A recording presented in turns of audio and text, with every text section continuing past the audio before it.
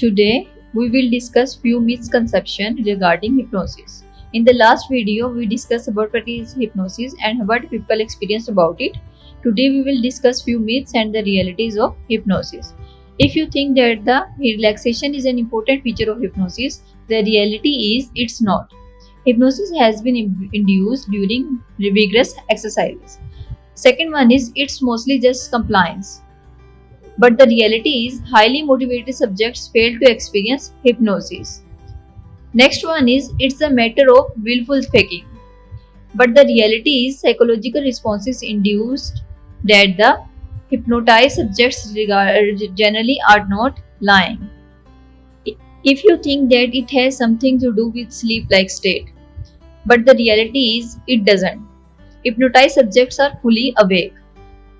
Next is, if you think that responding to hypnosis is like responding to placebo, but the reality is placebo responsiveness and hypnotizability does not correlate.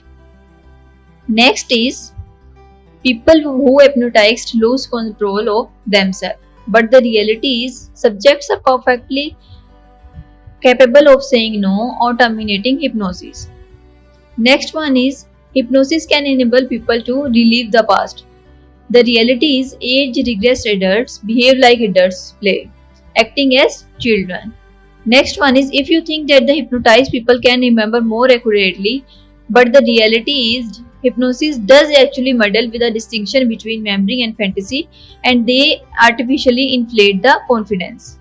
Next one is, if you think hypnosis people do not remember what happened during the session, but the reality is post-hypnotic amnesia doesn't occur spontaneously. The last one is, if you think hypnosis can enable people to perform otherwise impossible feats of strength, endurance, learning and sensory acuity. But the reality is performance following hypnotic suggestion doesn't exceed what can be accomplished by motivating subjects outside the hypnosis. So these are the few myths that we think are the true, but the reality is the otherwise.